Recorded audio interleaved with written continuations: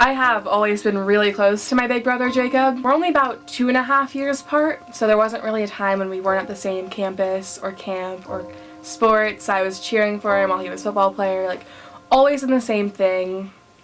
We have so many memories together, but some of the most prominent ones include when Jacob got his license. It was the most exciting thing to us because we finally didn't have to have our dad drop us off at school, and we always tried out tons of new food places. That was kind of our thing. A really huge part of my family is having family dinner every single night, and there's no phones allowed. We talk about the good part of our days and the bad part of our days. Jacob, 60 to 70% of the time, never had a bad part of his day.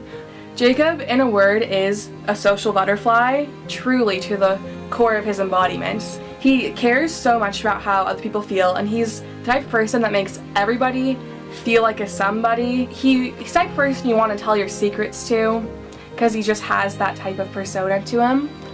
And he's one to make the best out of situations. Even if it's miserable, you can always hear him cracking a joke. I've always looked up to that part of him. He values how other people feel around him. Jacob spends most of his time socializing, for sure. He did have a bit of a magic trick kick for about a year, so it was just so him. Jacob was about 8 years old, maybe 9, when he first showed interest in the Marines.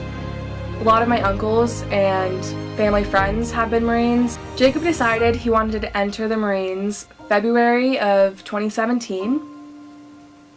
When he told my parents, my mom was in tears, and that's hard to see, but that really put it on my heart, whoa, this is a big deal. And my dad was nothing but supportive, and he made Jacob a workout plan, so they always worked out together every morning. I never partook because they woke up at 5 in the morning to do that.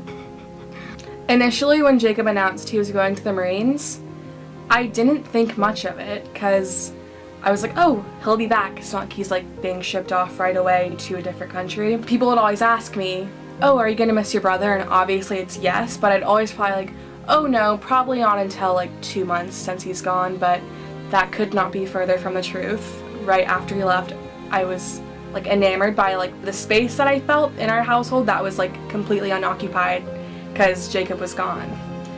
As per his usual self, Jacob told the family very casually over family dinner. He just said, I really want to join the Marines and make this my first choice instead of going to college or a trade school. And then next week he was at the recruiting office signing up and figuring out what he wanted to do in that career. My little sisters, who are 5 and 3, didn't entirely get the idea of going off to the Marines and what that entails. But now that he's gone, they definitely miss him because he was their ride to dance class and their ride to soccer practice, so they definitely feel his presence lost. It's been a long 10 weeks since Jacob has left. It didn't settle in that I was gonna miss him a lot until the day he left that morning. He wasn't there waking me up for school, and he wasn't there to say, oh, have fun at school today, Rye. And I think that's when it hit home. I regularly keep in contact with Jacob through handwritten letters, and at the end of every letter I always conclude with an Office quote, which is our favorite TV show. His last one was the quote from Andy Bernard in the season finale, you don't know you're in the good old days until you've left them. Love you, Jake. Can't wait for you to come home.